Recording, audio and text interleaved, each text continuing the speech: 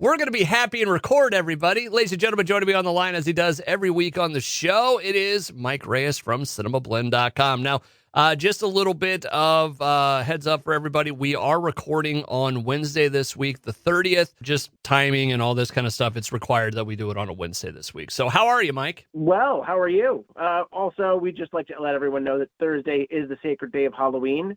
So celebrate in the fashion you best see fit. Yeah, we have, and I was telling you off the air about this, we have something called Beggar's Night or Beggar's Night or Trick or Treat. You know, there's different names for it, but we have a couple different traditions in Iowa than most parts of the country have. We have a giant storm system getting ready to come through, so a lot of people change their trick-or-treat night from tonight until tomorrow to actual Halloween. So that's kind of rad. So growing up, were you in the area where you had to tell a joke to get your candy? No, I am not. Yeah, I'm not in that part of the country. Like me growing up, and it's still kind of like people don't adhere to it as much as they used to. But here in Iowa, you used to have to tell, it was essentially you had to tell a dad joke to get a piece of candy, right? Yeah. And there are sticklers for it around here. And there's a lot of people, and I hear a lot of people that complain about it. They're like, oh, I don't understand. It's like, it's an Iowa thing. If you're not from here, it's just an Iowa thing. It's how things were done. But you know what my favorite one was growing up? What? Why couldn't Batman go fishing? I don't know why. Because Robin ate all the worms.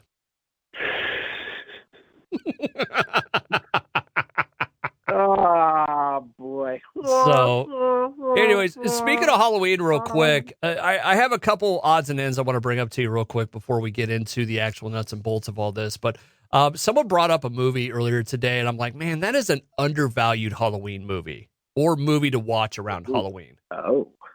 You ready for this? I'm very ready. Little Shop of Horrors. You know something? Yeah, I would totally agree. I mean, I think that's good for any time of year, but it's especially good when you're breaking out like horror and horror adjacent stuff. I have a deep love for that film because not only did I grow up going from hating the commercials for the Broadway musical when they show someone getting fed to the plant to like, I was like freaked out by that as a kid, but then just like Beetlejuice, like I eventually like lodged onto it and I grew up to love the movie, but I also got to be in the show in high school. Oh, so cool. Knowing that there was I remember reading the script for the first time, finding that the ending was different from the movie. And I'm like, why did they change this? Because the actual ending is so much better. I mean, the movie ending is not bad. It's like it's more sentimental. It's something that you want these kids to make it out okay. Not everybody makes it out okay in the original show ending. What's the difference? I'm trying to remember what the actual ending. I haven't seen Little Shop of Horrors in years. So what's beautiful is if you buy the Blu-ray now, they restored the original ending. Oh, really? They shot and cut. Okay. And the fun little rabbit hole with that is when the DVD for the movie first came out, when DVD first became a thing, they had the alternate ending on the disc. But then there were some sort of rights issues. It wasn't cleared properly. They yanked it off the shelves and it became a collector's item. And you could see it, like they still had clips of deleted scenes, but you couldn't see the ending. Then when it went to Blu-ray, they did a whole restored director's cut where they put the ending back in. And the difference between the endings is the theatrical one, which the studio forced them to change. Seymour and Audrey survive. They have their little house that they always wanted that she sings about in Somewhere That's Green. Yeah. And then you see an Audrey 2 plant smile as it blooms in their flower garden. Yeah. However, the original ending from the play is Audrey gets banged up by Audrey 2, and then she's like, look, I'm dying.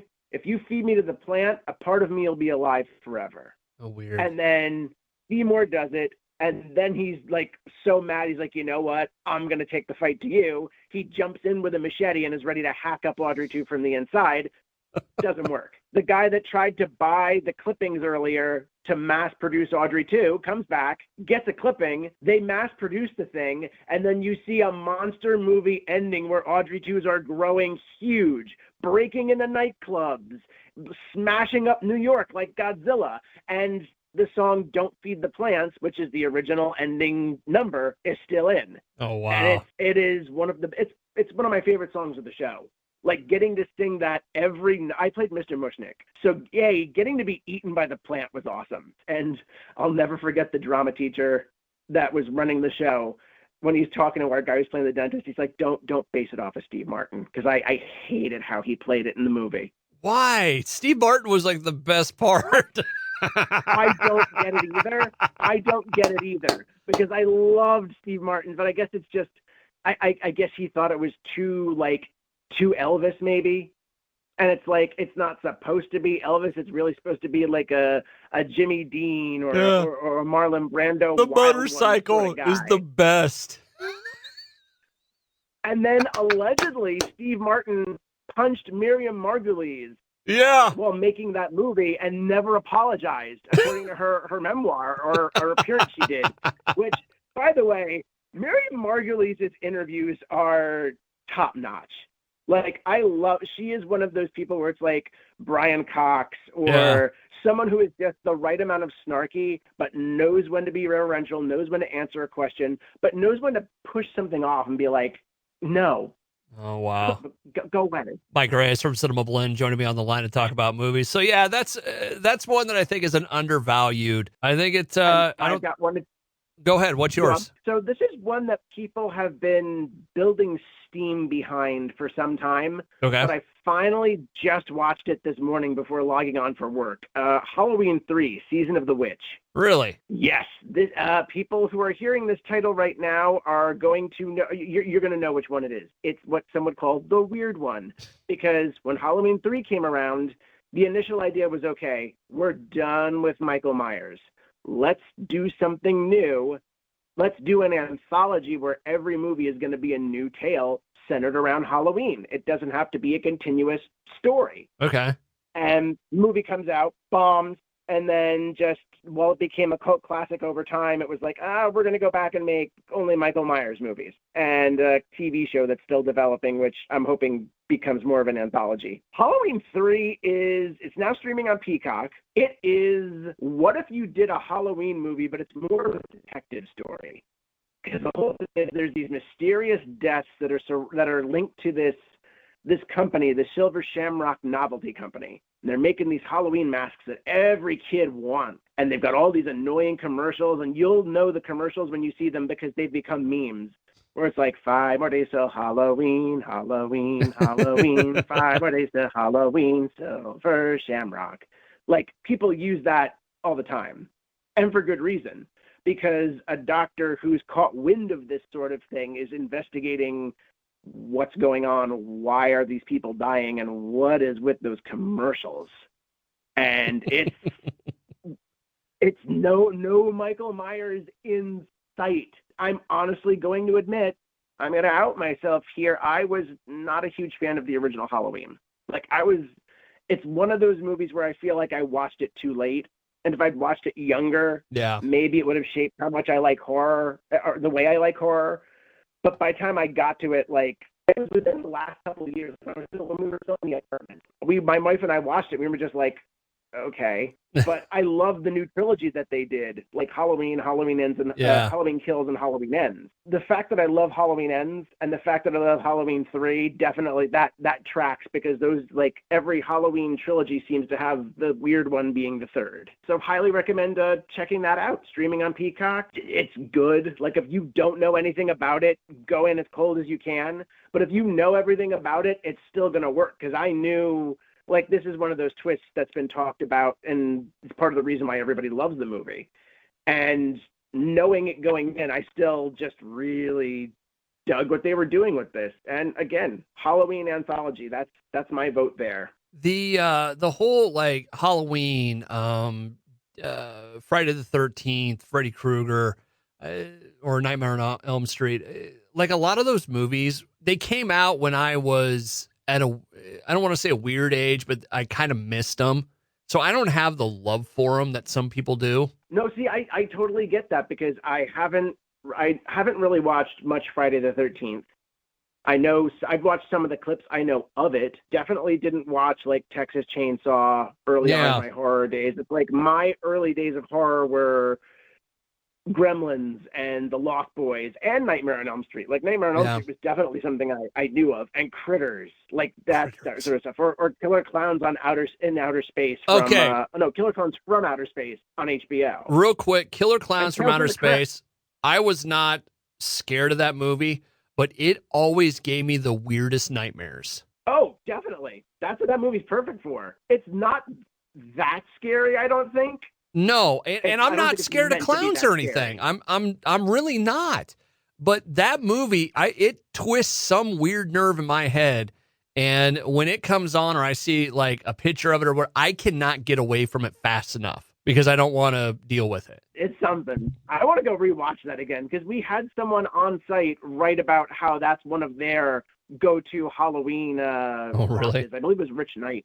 Oh, wow. Rich Knight, one of our journalists, fellow Jersey guy, he wrote like why that's one of his go-tos every year. Oh, wow. That's crazy. Mike Reyes from Cinemablend on the line with me right now as we talk about the world of movies. So, yeah, there's a little bit of some Halloween fun for you. We'll get back to some Halloween stuff because Agatha wraps up tonight with 2 episodes. But I want to cover a couple of things real quick. One, do you know what movie turned 40 this week? What movie turned 40 this week? Terminator. Fuck yes. I did know that because Gail Ann Hurd, one of the producers, put up a message. And I remember I responded to it. It's like, thank you so much for making this movie it was a cornerstone of me getting into science fiction, certainly a cornerstone of me getting into robots and time travel. But yeah, Terminator 1 and 2 were like, well, especially 2. 2 was heavy rotation in my house. Yeah. But I remember 1 coming up on HBO the one night, and it was one of those things where I think it was a Friday or a Saturday. Mom and Dad are asleep, and they were like, hey, you can come sit in and watch TV with us. And then they fell asleep, and I'm just sitting there, and I'm watching it, and it's like, dun dun dun dun. It's like, ooh, hello, I am here for this introduction. What do you have for me here, James Cameron? What do you have for me, Mr. Cameron? And yeah. Oh, Linda Hamilton's side boob. Nice. Linda Hamilton promising there is a storm coming, and Arnold Schwarzenegger saying he'll be back. I got to admit, this is something I've been missing in my life. I like the money pit.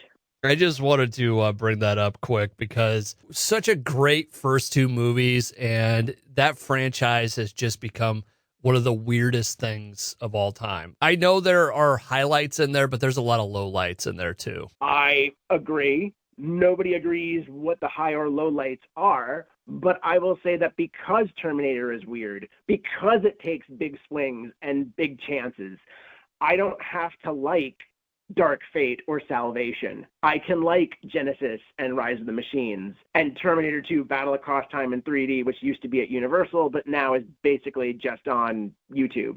Yeah. We have to talk about that someday because that was Universal Studios creating a stage show that mixed with a 3D movie. And then they're like, hey, James Cameron, do you want to do this? And he's like, you know what? I'm going to do this to leave myself a door to make Terminator 3 the way I want to. He never did. But it's still a fantastic thing. And just even the making of special for that is amazing because they make this IMAX 3D movie, or no, 70 millimeter 3D movie where they basically got everybody back. Robert Patrick came back. Linda Hamilton came back. Edward Furlong, Arnold Schwarzenegger, like they all play certain parts in this. And Terminator is one of the coolest franchises ever. And I highly recommend watching Terminator Zero if you haven't already on Netflix. It is 8 episodes of pure anime brilliance. And they did something they're working towards something that I think I've been waiting for years, if they're sticking with the plot that I think they are. Like, this is just really outside of the box, sort of back to basics, branching off. It's not just about the Connors anymore. Like, we're not focused on the Connors. This is a new story that's concurrent with that. Mike Reyes from Cinemablend on the line with me right now talking about the world of movies. There is a movie coming out this weekend, and it is one that it's one of those movies where people seem to either really like it or really don't like it. But Tom Hanks and Here is coming out this weekend. We have not seen it yet, but what are you kind of hearing, Mike? Well, what I'm hearing about Here, it needs to be heard.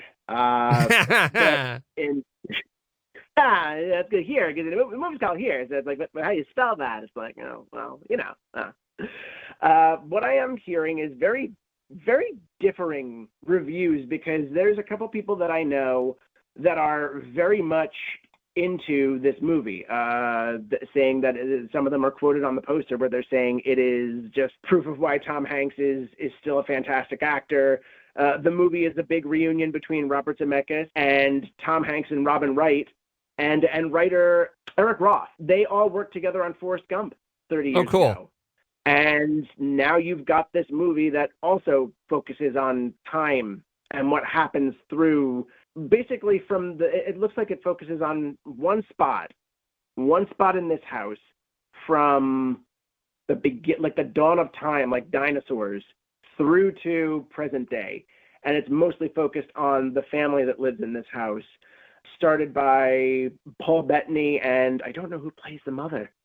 I'm assuming it might be Michelle Dockery, but it's like, I know Paul Bettany's one of the part. Well, he's basically the dad of the family. Okay. Tom Hanks is the son. Robin Wright is the woman he falls in love with. No, I was wrong. It's Paul Bettany and Kelly Riley from Yellowstone. Oh, cool. Parents. And then Tom Hanks is their son. He meets Robin Wright, falls in love with her. They get married. They have kids. And throughout the decades, you see the family progressing. It is Robert Zemeckis in his bag, deep in his bag, because it is something that he's using de-aging to show the characters in various phases of their lives. It's also it's based on a source material that most people don't know. It's him doing the technological thing and the story challenging the boundaries that he challenges with stories. It's something that always impressed me. That's why I still have not watched The Witches or the Pinocchio that he did, because I've heard those are he's been on a horrible run of bad luck. You could go as far back as The Walk, which I really like. That was a fantastic movie in 3D. Then you have movies like Allied, which didn't really spark anything. Welcome to Marwen is one that people love to criticize. And then there's The Witches and Pinocchio, which are like dead center. If you're going to ask people about Robert Zemeckis' current output, those are things people are going to remind you, like omens of an ill-gotten future. Hey, remember this? Yeah, and it's sad because I don't have to like what Robert Zemeckis is making every time. I'm going to show up because I want to see what he did. Yeah. Because he made the Back to the Future trilogy, which is still one of my all-time favorites. I'm still okay with Forrest Gump, although I don't think it holds up as much as one would want. Death Becomes Her, Contact, What Lies Beneath, Castaway. I love all of those. I love Polar Express. I love his Christmas Carol with Jim Carrey. That is good. If anybody wants to see early Robert Zemeckis, you'll kind of do a double take because it's not as like sort of warm and friendly. I know where you're going with. Used Cars. Go watch Used Cars starring Kurt Russell, because that movie is it's coming off of the sort of bitter snarkiness of the 70s in just the right way. Like you've got Kurt Russell, you've got Garrett Graham, who's also spectacular. David L. Lander and Michael McKean. So Lenny and Squiggy from Laverne and Shirley. Jack Warden, who I believe is Jack Warden is one of those guys that you know him by face. And I am sad that he is no longer with us, because I remember seeing him first in Problem Child. And then that was what got me into recognizing him. And there are generations that probably do not recognize this man for his work, and they should. Just to wrap up here, I have an idea for a movie for Tom Hanks and Robert Zemeckis that I want to run by here. But I'm their rep. You can tell me. There you go. I kind of look at here. It kind of gives me the idea behind it, where it's kind of a different take on something and done in a way that most movies aren't done. It kind of reminds me of Cloud Atlas for some reason. Like it's a very different kind of movie and a different kind of storytelling. That there are people that love Cloud Atlas out there and people that hate Cloud Atlas. I will let you guess which camp I fall in. Oh, you love it. Oh, I love Cloud Atlas. No question. And just that, that's following different souls throughout a cast of a common cast in 6 different stories. Like, I love experimental, wide-ranging narratives like that. And I remember reading the book after hearing the movie was being made by the Wachowskis. And reading that book is an experience and a half, because you get it. The whole thing is, I don't remember if the movie plays it like this. I think it mixes in between the timelines a little more. Mm-hmm. But in the book, you are getting the first half of the first 5 stories, because there's 6 stories. You read the first half of the first 5 stories.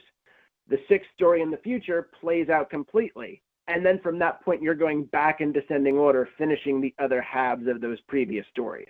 Okay. Yeah, this just reminds me of it for some reason. Just a very different style of storytelling. And maybe it's and then allowing your actors to stretch. Yeah, so that's kind of where I'm at on this. But Mike Reyes from Cinemablend on the line with me real quick. I know that they've already done a Christmas movie together with Polar Express. Polar Express. Robert Zemeckis and Tom Hanks. I want to see a full-fledged Christmas movie with Tom Hanks being Santa Claus with Robert Zemeckis directing. I mean, I also would like that, but the fact that he was Santa in Polar Express kind of puts me as mixed on that, because it's like he was Santa in Polar Express and all these other characters, and I know you want like a full-on Santa narrative, but it's like where are we going to go with that? I would still watch it though. If they announced it today, I would still watch it. Although I just had another idea. I want to see a multiverse Santa Claus movie and have all kinds of different Santa Clauses from the multiverse show up in the same place, the same Christmas. Okay. I'm going to go with this now, because I seem to have landed on a Christmas movie beat with my profession, and I want Nick Frost Santa. Nick Frost from Shaun of the Dead. Yeah. He played Santa on Doctor Who. I want that Santa. Okay. J.K. Simmons, because he played Santa in Klaus, and he's also going to be Santa in Red One. Tom Hanks, Santa from Polar Express. If he were still with us today, I would want Ed Asner to come back as Santa from Elf. Okay. Even though I'm not that huge of an Elf fan, I would want that. And I'm trying to think of one more. David Hiddleston. Really, if he were still with us. Oh, okay. So if he were still with us, David Hiddleston from Santa Claus the movie. That is, and then in my head, when you say Santa Claus, when that movie came out, that was my Santa, and it still is. It's absolutely fair. That version of Santa Claus is exactly what I picture in my head when anybody says Santa Claus. And then I would also want Sir Richard Attenborough from the Miracle on 34th Street remake. No, that'd be a good one. He is one of my prime Santas, and it always gets me when he talks to the little girl in sign language. Yeah. And I guess you would have to throw in Tim Allen from the Santa Claus, because he's one of the recent guys, but it's like after that Disney Plus show, I'm kind of like, I could take a break from that for now. Like the Santa Claus 1 was good, and then 2 was okay, 3 was a waste of Martin Short, and I was mad about that.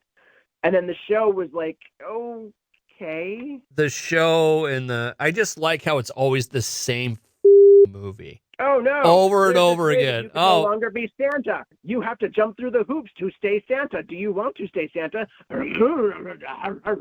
So I liked this version of Santa. I liked that first movie. The second one's even okay. Yeah. And if I remember correctly, that first movie was shifted from Touchstone to Walt Disney Pictures. And that is probably where things started to go downhill, because if you kept it at Touchstone, you could have kept Tim Allen as like a little more rough around the edges and like pushing the boundaries, because there is a whole joke from that movie that, if I remember correctly, has been cut from future versions of it, but I still remember it. Do you remember that joke? Off the top of my head, no. He gets a card I think he gets a card from his ex-wife, or he's getting a card of information from someone, like a business card. Yeah. He reads it and says, 1-800-SPANK-ME. I know that number. Yeah, apparently, according to what I found on Reddit, this is a widely reported story, but the particulars are a bit interesting. So the original cut had Tim Allen look at a phone number and say, 1-800-SPANK-ME. I know that number. The scene was cut from all home media releases, allegedly, after a kid in Washington called the number, which led to an active sex hotline and racked up a $400 phone bill. I love it. I love it. Mike Reyes from Cinemablend on the line with me. Well, I like how we started in the world of Halloween. We started talking about here, and now we're in the world of Christmas. That's okay. I mean, when you think about here, that makes sense because we've just followed the natural progression of time, and we're still here. Here, Lois, far, that would be interesting wherever to see you if are. Family Guy tries to take off. It'd be interesting to see Family Guy try to do like a takeoff on this. It's like Peter's family and Lois's family, and like how their histories throughout American history sort of played out. Yeah. Because there's you know some of the jokes they would automatically jump to with that. Sorry, you made me think of some. Okay, that's what it was. I was trying to think of a name of something. Another great Christmas thing that I'll be glad to see back this winter. Oh, go ahead. Prep and Landing. Have you ever watched that? Yes. I miss Prep and Landing.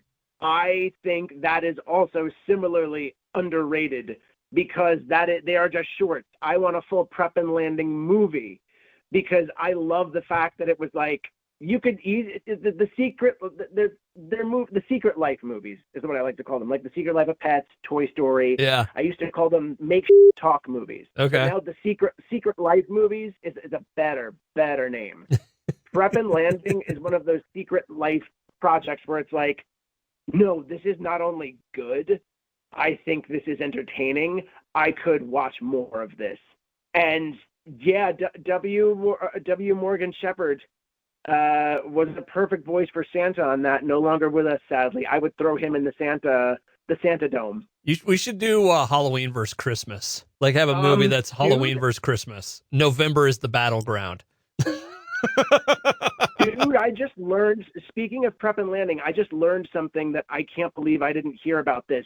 It was reported in June. What? There is a green light for Prep and Landing, the Snowball Protocol. In this new installment of the Emmy-winning holiday specials, the high-tech team of elves from the elite unit known as Prep and Landing is back. Watch when their holiday missions go awry, Wayne thinks he's in big trouble with Santa, which opens a vault of merry mishaps from the past.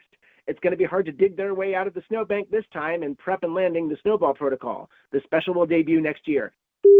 Sold. There you go. Do it. Finish it. I will be the new Santa if you need it, Disney. You know what? I just want my beard and my hair to go white so I can be Santa Claus. I want to be a Santa's helper. She would make such a good... I want to be a Santa, too. I would have to do a dye job and everything, but I would do it because I want to be Santa. I want to give that joy to kids and just...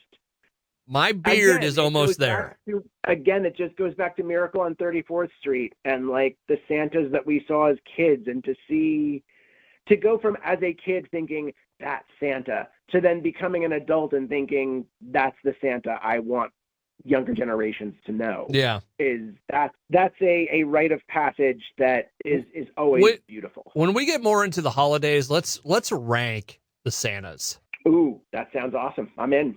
Actually, you know what? Do you want an idea for Cinemablend? I'm always trying to come up with ideas for Cinemablend. You should do a tournament of Santa Clauses. I want to do tournaments so bad because I want to pit. If I want to do a James Bond tournament, that would be I need to keep that in mind. If I had done it earlier, I would have pitched a presidential election tournament where it's like movie and TV presidents. Separate movies and TV as separate parties.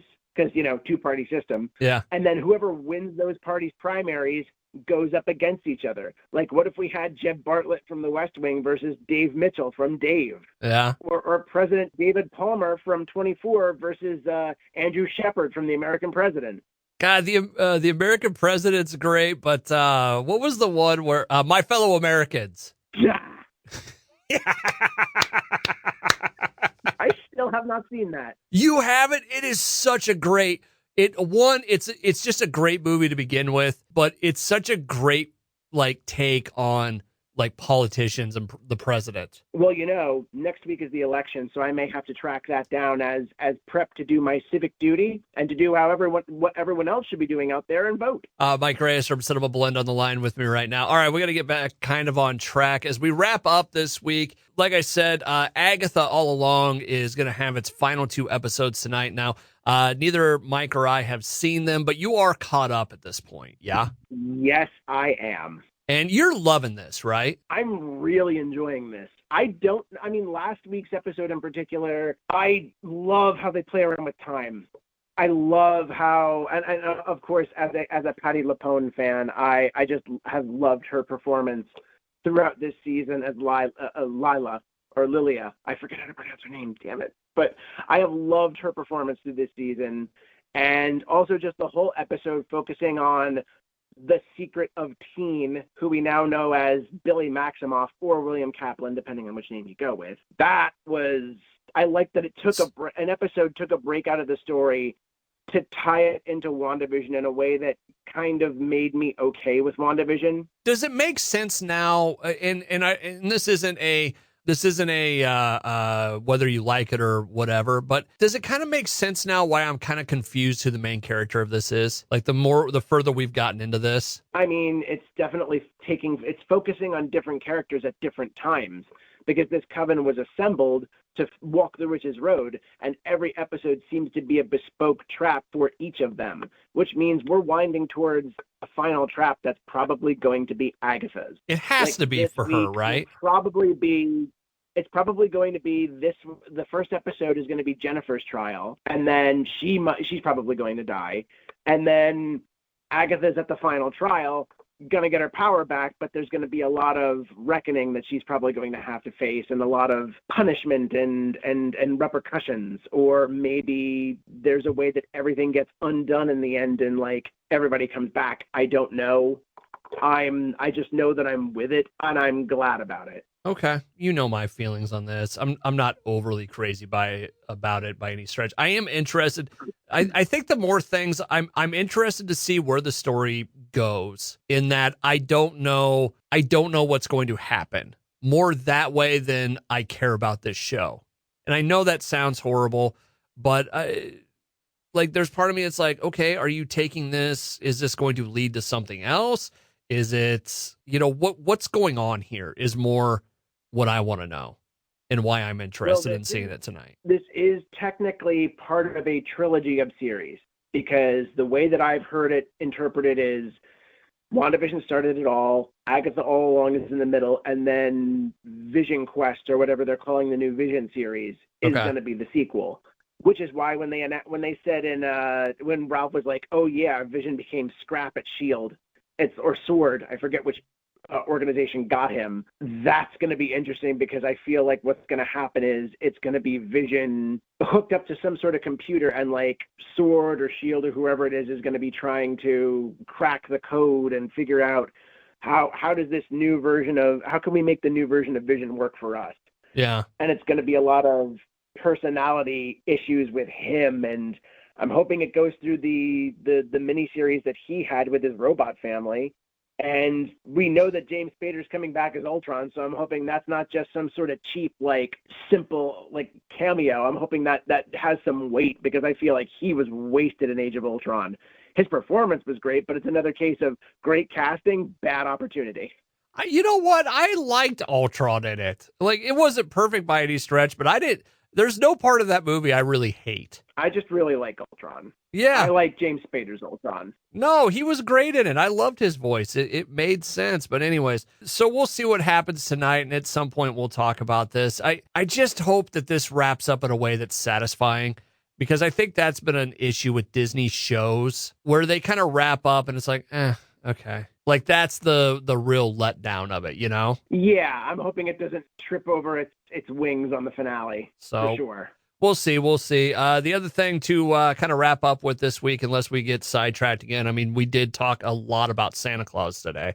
But the Penguin, well, we had a new episode this past weekend. I was back in for it. The episode before didn't grab me for some reason. I watched it. Which is interesting. But it's I was there for it, but my mind was wandering during it. This last episode, I thought it was pretty good. I thought it was pretty interesting. And we talked a little bit about it earlier this week, but I love that there were two separate, very different, but also very similar Breaking Bread scenes in this that showed I love that your mind went to that, because that was really cool. So you had the Breaking Bread scene between, what's her name, Gigante, and the other, Sophia Gigante yeah, there it is. Which is funny. and I remember Cameroni. Gigante, but I couldn't remember her name, her first name. You remember Sophia Gigante? You put respect on that name, mother. You had the scene where the other mob boss is cooking supper. He opened a bottle of wine where she was like, "You opened that?" He's like, "Yeah, it was there." And they have a really nice, high class Italian meal together with pricey wine, right? And they kind of make peace. And it's a found family in a moment where, spoiler alert for people that aren't current, Sophia gassed her family and Sal's was burned by Oz. Yeah. They have no family at this point but each other. Then you get to the end of towards the end of the show, and the Penguin, Oz, he has a breaking bread scene, but he uses ice cold beer. And what was it? Tri-County Gold was the name of the beer, because I was looking that up earlier this week. Tri-Corner Gold. Tri-Corner Gold. But he shut up and have a beer. And, beer made from the same thing as bread, grain. They're breaking bread with each other around an ice cold beer, and they have, these other guys, and it shows like the level of where they are on the society meter, where you got one using fine wine to break bread. The other one's using a cheap beer that they probably got from a gas station. Yeah. And the Penguin is just, he is a populist, or at least he knows how to play to populist sentiment. Like looking at all those guys having a beer and it's like, we're taking Gotham back. Yeah. And just that, it's so interesting compared to the ritzy tastes that he has, the position that he puts himself in, like putting himself on a pedestal, and just other. You look at the other interpretations of the Penguin. You have Burgess Meredith with like the top hat and the cigarette holder and the monocle going, and then you have Danny DeVito, who's this beautiful, slimy politician that like plays towards the people, but is really just a sadistic elitist who wants to wipe us all out. And then you've got Oz Cobb, who is just a gangster through and through, but embodies a little bit of both of those. Like when he becomes the boss, I'm wondering how much is she still gonna like remember the little guy. And how much is he still going to break bread and give people their due? Because this is like, I know he said Sopranos in the past, but I'm starting to think, I've thought about it before, but I'm starting to say it now. It's definitely kind of a Scarface tale. Yeah. Like the Penguin's ascent by like taking over and bucking against his bosses and saying, no, I know how to do this. You got to listen to me. I legitimately hope this leads to him being the main villain in one of the Batman movies. I hope it leads to him and Sophia not settling their grudges and not still being at war with each other in the next Batman movie. Because no matter what villain you throw in there, Gotham post Riddler is still in shambles, and then you've got this organized crime beat sort of developing. While Batman, I honestly want more of the Penguin, or more of maybe just another continuation where it follows maybe Sophia or something. Like I want this particular story to continue outside, because the Penguin started as a kernel of an idea that was supposed to be in the Batman Part 2. And then Matt Reeves was like, I want to split it out. And they asked him if we wanted to do a TV show, and that was one of the ideas they had, along with Gotham Central, which would have been a cop procedural like Prince of the City, which I'm mad got canceled because they had Terrence Winter from Boardwalk Empire running that. And then an Arkham miniseries. And I still want those ideas to come back. But I love the fact that, again, this series does not insist on, hey, we're part of the Batman, treat us like that. It's like, no, you're going to like us as our own thing. You're going to kind of be wowed to remember, oh, yeah, Batman's supposed to be here, isn't he? But you don't care because you're really in the weeds with these people. You're in the shit. I do think it'll be interesting when they reintroduce the costume Cape Crusader aspect of this story back into it. Yeah, which I don't think, I know we've talked about this before, but I don't think it's going to be a problem. Okay. Because it's just as, they treat it just as seriously as the villains. And that's why they've been so careful with the villains that they've chosen. Okay, let me ask you this. Do I want to see? Sorry to cut you off, but I mean, let me ask you something about this. Is this the most well thought out, well constructed Batman world? It's starting to feel like it. Like the only two I would say stand shoulder to shoulder with it are the animated series.